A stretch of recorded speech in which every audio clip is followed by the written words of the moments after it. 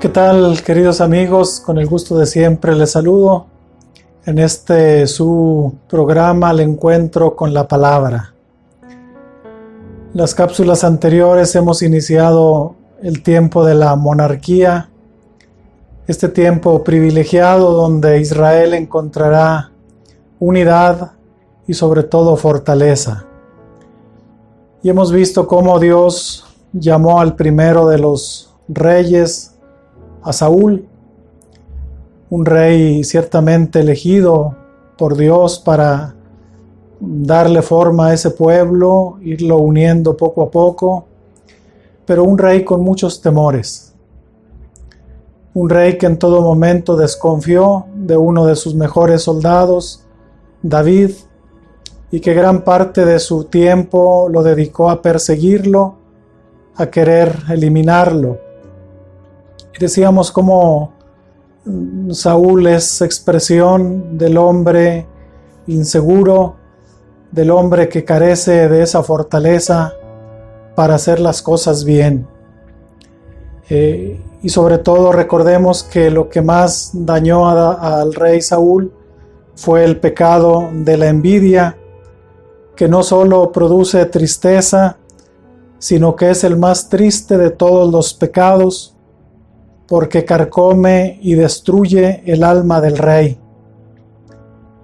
Celoso de los dones que Dios le ha concedido a su siervo David, trata de matarlo.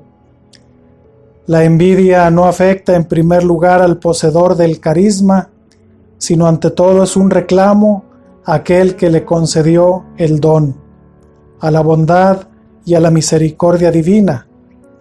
Es pedir cuentas a Dios por haber distribuido sus dones como Él ha querido.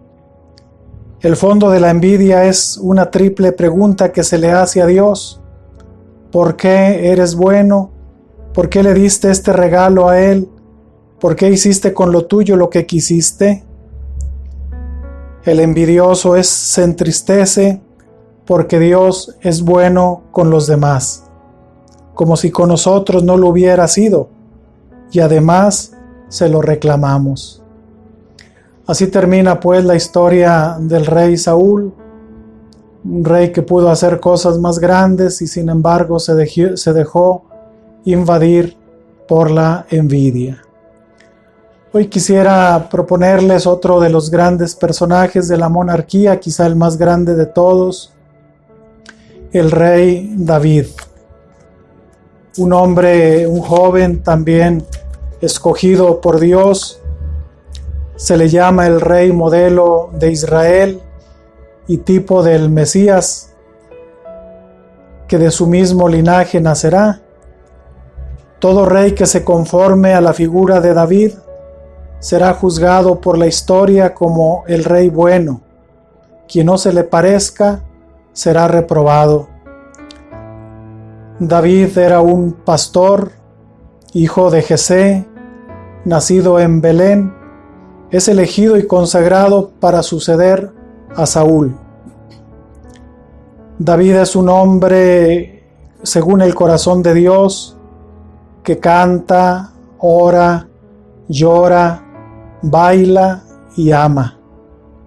Dueño de un corazón ardiente y apasionado, es fiel en la amistad, héroe de guerra, político y sagaz. Dios está con él. Lucha contra el gigante Goliat y lo vence. Quizás este sea uno de los acontecimientos que más sobresalen en la vida del rey David, que representa al hombre que confía en Dios. Goliat es un gigante filisteo, uno de los eternos enemigos de los israelitas. Y Goliat va a desafiar a los israelitas, y justamente ya ha sido consagrado David como rey, pero todavía vive Saúl. Y David prefiere ir al frente, dice: yo voy al frente, yo voy a dar la cara por mi pueblo, y enfrenta a aquel gigante. Recordemos cómo le dice David: Tú me sales a mi encuentro con espadas, con espada, con escudo, con lanza. Dice, yo salgo en el nombre del Señor. David solamente lleva una honda con unas cuantas piedras, y es justamente con esa honda como derriba, como mata a aquel gigante, a Goliat. Es una gran enseñanza que se nos da, como cuando uno quiere combatir con sus propias armas, normalmente las cosas no salen bien. En cambio, David en ese momento va y lucha en nombre del Señor. Nuestra mejor arma, nuestra mejor fortaleza siempre será Dios, porque Él nunca nos fallará. Y entonces David se ve engrandecido en ese momento cuando derroca, cuando mata a aquel gigante. Lo vence ciertamente en nombre de Yahvé Sebaot. Una vez que es ungido rey por Samuel y habiendo conquistado Jerusalén, constituye la ciudad en la capital del reino. Es decir, lo primero que hace David es constituir una capital, y la capital va a ser Jerusalén, que en aquel momento era la capital del reino de los Jebuseos. Y a partir de ese momento, pues ya tendrá Israel un centro, una capital, una ciudad fuerte, donde se podrá administrar y desde donde se podrá expandir para seguir la conquista, para irse consolidando. David se organiza, es una persona muy sabia, y forma un solo pueblo en torno a su Dios. Y lo primero que hace David es introducir el arca de la alianza en la ciudad de Jerusalén. Recordemos que el arca de la alianza contenía lo más sagrado para un israelita, las tablas de la ley que Moisés había mostrado una vez que bajó del monte Sinaí. Contenía la vara con la cual también Moisés había golpeado el mar. Contenía el maná, aquel alimento misterioso que Dios les había dado. Y lo primero que hace David es introducir esa arca de la alianza en Jerusalén. Era una forma de mostrar cómo Dios estaba con ellos, cómo Dios en ningún momento los había abandonado. Es transportada festivamente, y desde entonces la ciudad real de David será su sagrario.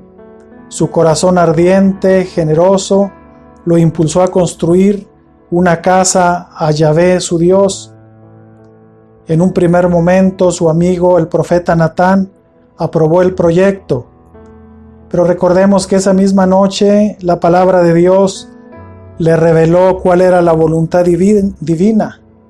Dios no quería la casa, al contrario, no será David quien le construya una casa, un templo a Dios, sino es Dios quien le edificará una casa, una dinastía por todos los siglos. De la sangre real de David, el rey pastor, nacerá el rey de reyes que pastoreará a su pueblo. Aquí vemos pues el surgimiento de lo que llamamos el mesianismo. La inquietud, la iniciativa de David es buena. Quiere hacer de Dios ese Dios nómada, ese Dios que los había acompañado a través del desierto durante muchos años. Ahora David lo quiere tener en un lugar, lo quiere hacer un Dios sedentario. Y se ve claramente cómo pues Dios no quiere, Dios no necesita un templo. Uno de los salmos, recordemos, dice: ¿qué templo puedes construirme? Todo lo hicieron mis manos. El cielo es donde me siento, la tierra es donde pongo los pies, ¿para qué necesito un templo? Y entonces más bien es Dios quien le dice a David que él le va a construir, a preparar una dinastía de donde saldrá el Mesías. Con esto pues vemos cómo Dios elige a quien quiere, a un joven sencillo, inteligente, con muchas cualidades, un buen soldado y luego ungido por Samuel como rey de Israel. Un rey inquieto que quiere construir, pero es más bien Dios quien le quiere construir una casa. Nos quedamos pues con esta idea de un joven que se pone al servicio de Dios, un joven que pone toda su esperanza en Él, y es Dios quien está hasta este momento contento por la respuesta de David. Los invito a que nos sigan en las redes sociales, a través de la página YouTube Diócesis de Gómez Palacio, a través de la página de Face de la misma diócesis y en la cuenta personal de un servidor, Julius Carrillo. Espero pues que estén bien, que sigan viviendo en paz esta Pascua, en unidad, con mucho cuidado, compartiendo siempre esta fe del Señor resucitado. Un saludo y una bendición para todos.